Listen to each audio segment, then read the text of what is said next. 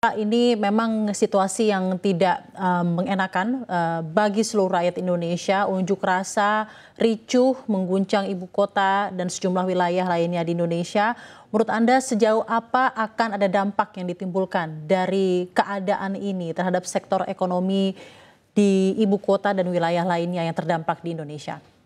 Pertama-tama pastinya adalah bahwa perasaan tidak aman, tidak nyaman, khawatir, kemudian kapan ini akan berakhir, apakah akan mengganggu bisnis saya, pekerjaan saya, besok seperti apa, bagaimana dampaknya kepada penghasilan saya, pasti itu yang saya pikir menyelimuti Ya. pikiran kita semuanya. Ya. Dan tentu misalkan kalau minggu lalu boleh dikatakan beberapa hari tentu bisa terganggu, terutama di kota-kota besar di Indonesia.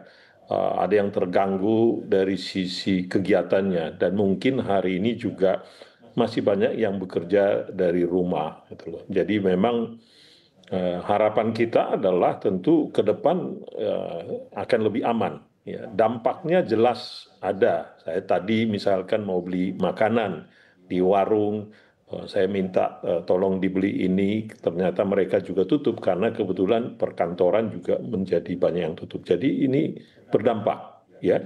Ya. Jadi kalau ini berlama-lama dampaknya akan sangat signifikan terhadap ekonomi kita. Oleh karena itu Ya. memang ini harus segera diatasi secepat mungkin.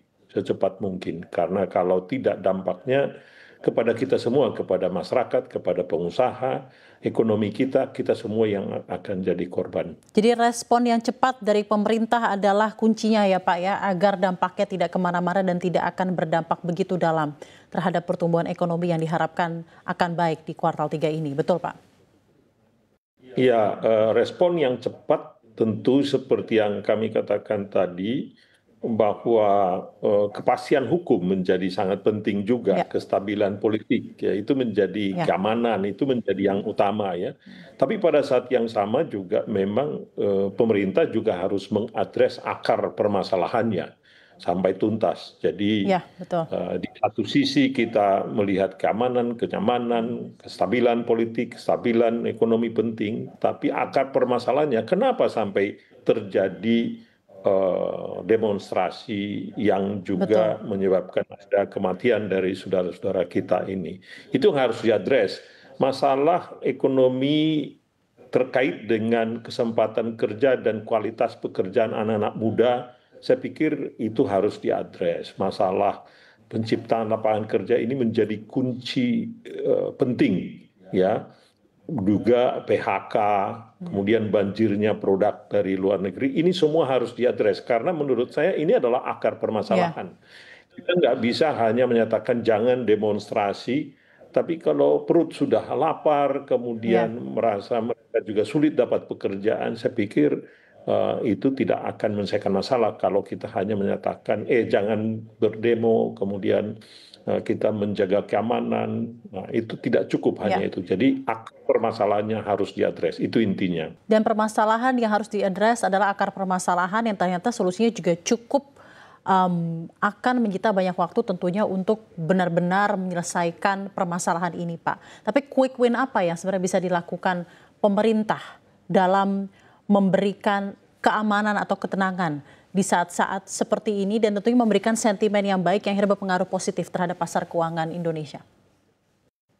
Saya pikir quick win yang bisa dilakukan adalah berikanlah ruang mereka memberikan pendapat. Itu yang pertama. Ya, artinya kita harus mendengar mereka, jaga keamanan mereka juga. Tetapi yang kedua menurut saya yang perlu dilakukan pemerintah seperti yang saya katakan tadi, karena akar permasalahannya kan seperti kita tahu semua adalah di masalah penciptaan lapangan kerja. Jadi quick win yang bisa dilakukan adalah menurut saya bisa dilakukan realokasi daripada belanja pemerintah yang bisa menciptakan lapangan kerja labor intensif Ya. yang pekerjaan-pekerjaan yang seperti ini, apakah perbaikan pemukiman di Jakarta ini masih banyak pemukiman yang kumuh, di desa juga seperti itu, jalan-jalan di Jakarta di kampung-kampung itu diperbaiki. Itu mungkin adalah menurut saya quick win yang bisa dilakukan oleh pemerintah ya. Seperti misalkan merehabilitasi rumah-rumah ini kan sebetulnya nggak perlu izin apa-apa di situ, nggak perlu membeli rumah. Jadi kita bisa langsung beli semen, beli batu, beli beli kayu, itu langsung bisa dikerjakan bersama-sama oleh teman-teman kita yang muda-muda di kampung itu. Mereka dapat pekerjaan dan mereka juga dapat income dari situ. Nah, demikian juga jalan-jalan diperbaiki. Itu dulu yang menurut saya dari sisi saya yang bisa kita buat dalam tempo singkat ini. Di samping terus seperti yang saya katakan tadi, terus kita membenahi hal-hal yang menjadi akar permasalahan dari kejadian ini ya Pak ya. Betul. Baik, dari sudut pandang Anda, bagaimana pernyataan dari Pak Airlangga ini? Bagaimana juga Anda melihat dampak dari hal ini terhadap pertumbuhan ekonomi Indonesia nanti ke depannya di kuartal 3 dan juga kuartal 4, Pak Raden? Ya, ini memang kalau data-data sebelum terjadinya demo ini boleh dikatakan masih cukup menggembirakan ya.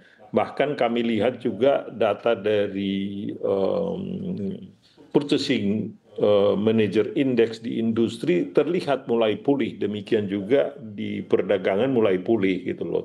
Tapi kan itu data-data itu semua adalah sebelum kejadian ini.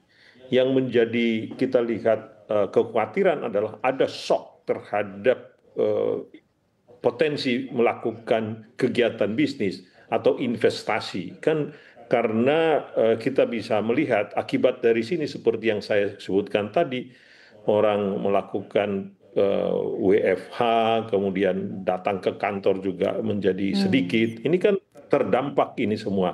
Jadi yang kita lihat menurut saya apa yang dikatakan oleh Pak Menko tadi adalah tentu dengan catatan bahwa demonya tadi itu kemudian juga unjuk rasa ini bersifat sementara dan selesai di sini.